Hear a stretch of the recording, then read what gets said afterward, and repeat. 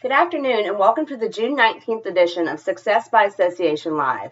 This issue is sponsored by the Cabarrus County Convention and Visitors Bureau. We thank them for their steadfast support of AENC. Today's article is written by Bill Graham and is reprinted with permission. The article is titled Strategic Planning in 4 Hours or Less. The organization has been valued by members for decades, but the past few years they've been operating on autopilot. With a member retention rate of 70% and events feeling more revenue-driven than member-focused, they have undeniable room to improve. It had been years since they seriously asked, what do members want, need, or appreciate? Why do members leave? Why do they stay? All the committees, like audit and investment, were focused inward or internally, directing their efforts to operations. Their mission statement was 50 words long and 15 years old. Most board members struggled to articulate the purpose for their existence. Goals had been set long ago. They were ambiguous, nondescript, and hard to follow. No wonder the board never referenced the mission and goals. Strategic planning. It had been ages since their board had a strategic planning meeting. The scenario is far too common for associations, chambers, and other nonprofits. Board members and staff alike push back at the suggestion of a retreat. Their reluctance is expressed as, but we know what we're doing. Besides, why waste time analyzing semantics? That is likely to be followed by, we're not really interested in game playing or group hugs. To overcome the board objections, there are good reasons for strategic planning. 1, because your mission is the legal declaration that justifies your nonprofit existence. 2, your goals are commitments by your board for your members. 3, together they define your purpose and motivate your leaders. An ignored mission statement makes board decisions arbitrary or whimsical. An applied mission statement guides a board's discussion and focuses their decisions. Strategic planning meetings should be scheduled every 3 to 5 years, and they may feel more intrusive than helpful. Even when the need for a strategic plan is clear, organizations struggle to find days or even a day for the board members to meet to focus on the nonprofit's mission and goals. In this case, the organization, a chamber, needed a new strategic plan. They wanted to clarify the mission, establish goals, and agree in clear action items. They needed a retreat. The leadership felt they could only get a quorum if they scheduled the meeting for just 4 hours. Efficient planning.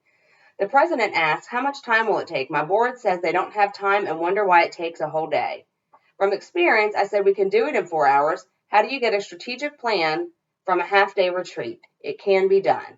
Some have misconceptions that their meeting will consist of unproductive discussions with an emphasis on, tell us how you feel. If this is the case for the board, there may be another option.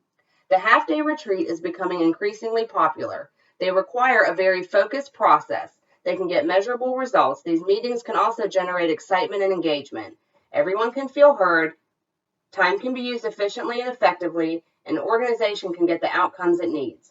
Remember paint by numbers? It was an outline of a picture. The artist colored it. A well-structured retreat is an outline for future progress. Provide them with an outline. They paint it. For the organizations mentioned above, here are some of the concepts that helped make their retreat work. 1. Hear everyone before the meeting. Weeks before the meeting, survey the board. Ask for direct answers. Collect responses, then email the results in advance. Make time in the agenda to review the results. They will feel heard. 2. Give the agenda a time schedule. Open with an agenda time frame and review. Use the timeline, quote, you have 2 minutes. Don't get stuck on semantics and reduced finality. Quote, today's decisions are drafts for board approval. 3. PowerPoint can make powerful points.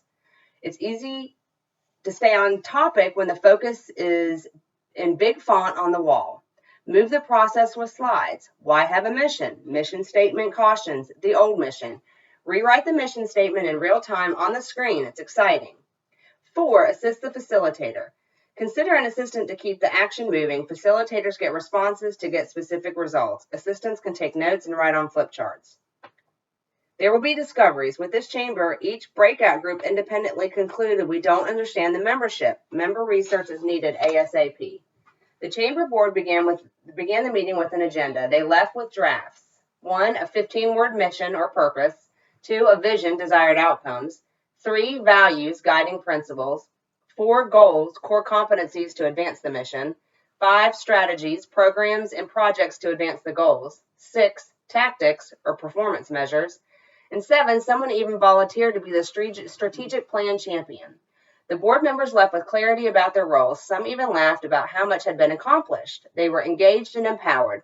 Planning a strategic planning meeting can improve an organization's future. Of course, after the retreat adjourns, there will be more work to be done regarding implementation. The staff will want to create a timeline and assignments, committees will want to be engaged, and members should stay informed of the priorities set by the leadership. Bill Graham delivers communication training and speeches. He is the president of Graham Corporate Communications.